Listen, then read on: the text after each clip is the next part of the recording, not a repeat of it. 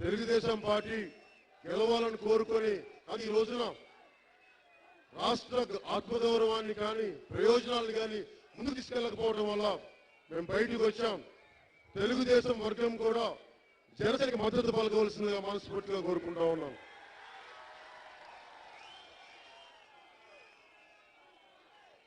తెలుగుదేశం నాయకులకి పెద్దలకి చెప్తున్నాం, జనసేనకి సారి మద్దతు పలకండి, మీకు అండగా ఉంటాం. మీరు ఏమి చేయకపోతారో నేను అండగా ఉన్నాను. గుంటూరు సమస్య ఉంది. పత్తిపాటు నియోజకవర్గానికి సంబంధించి మనకి సాగర్ చివరి భూములు అవడం వల్ల మనకి సాగునీటి రావట్లేదని చెప్తా ఉన్నారు. నా దగ్గర శ్రీ రామ్మోహన్ రావు గారు లేరు, నేను మేనిఫెస్టో చీఫ్ అడ్వైజర్, ఆయన గారు ఉండుంటే మీకు ఎగ్జాక్ట్ టైం చెప్పేవాడిని. నాకు తెలిసి ఈ గుంటూరు కెనాల్ని 18 నెలల్లో పూర్తి చేసి పెట్టాను మీకు. అలాగే 40 డ్రైనేజ్ ప్రాజెక్ట్ ని శరవేగంతో అన్నారు, కానీ నాకు దీని మీద స్పష్టత లేదు. ఒక్కసారి రేపో ఎల్లుండో మీకు డ్రైనేజ్ ప్రాజెక్ట్ ఎంత పరిస్థితులు అర్థం చేసుకుని మీకు సాధ్యమైనంత త్వరగానే ఆ డ్రైనేజ్ ప్రాజెక్ట్ కూడా నేను పూర్తి చేసి పెడతాను. జనసేన ప్రభుత్వం రాగానే నా క్లారిటీ ఉన్నవి వెంటనే చెప్పగలను, క్లారిటీ లేనివి మీకు నేను చెప్పి చేస్తాను. ఒకవేళ నేను చేయలేని పక్షంలో నేను ఈరోజు ఓట్లు అడుగుతున్నాను.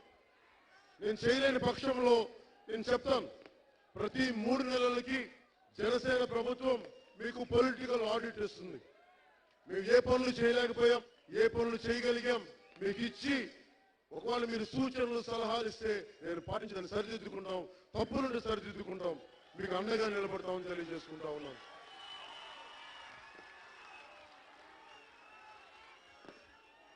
ఇప్పుడు మీ ముందుంది తెలుగుదేశం అభ్యర్థులు ఉన్నారు, వైసీపీ అభ్యర్థులు ఉన్నారు, జనసేన అభ్యర్థి శ్రీ రావెల కిషోర్ బాబు గారు ఉన్నారు. మన ముందుంది ముగ్గురు. మీరు ఆలోచించి నిర్ణయం తీసుకోండి, మీరు ఆలోచించి నిర్ణయం తీసుకోండి. వైసీపీ నాయకులు ఉన్నారు. ఇప్పుడు నాయకుడి మీద కేసులు ఉంటే ఎప్పుడు జైలు పెట్టారు. నా భయం ఏంటంటే మీరందరూ జీవితాన్ని సారాన్ని చూసిన వాళ్ళు, యథా రాజా తథా ప్రజ అంటారు. పాలకులు ఎలా ఉంటే ప్రజలు అవుతారని.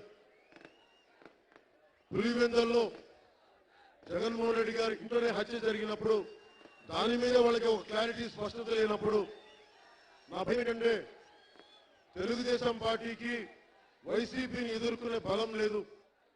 అలాగే వైసీపీ నాయకులకి ఇన్ని సమస్యలు ఉన్నాయి. మీరు ఆలోచించండి, మనకి చివరి సాగర్ కెనాల్ చివరి భూములు ఇవి. నిజంగా జగన్మోహన్ రెడ్డి గారికి నిజంగా మన మీద ప్రేమ ఉంటే వెళ్ళి చట్టసభలో కూర్చోవాలి, అసెంబ్లీలో కూర్చోవాలి. అరే మనం పత్తిపాటు నియోజకవర్గానికి సాగునీటి అవసరాలు సరిపోవట్లేదని పోరాడాలి.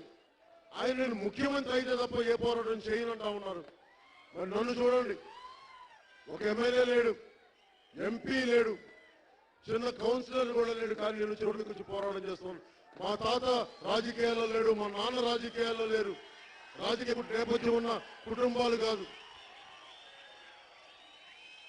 మనసు కానీ మార్గం ఉంటుంది. ఆయనకి మనసు లేదు. ఆయన మనసంతా ఆయన ముఖ్యమంత్రి అవ్వాలన్న మనసు, ప్రజలకు సేవ చేయాలన్న మనసు లేదు. ముఖ్యమంత్రి గారు ఉన్నారు, ముఖ్యమంత్రి అవగానే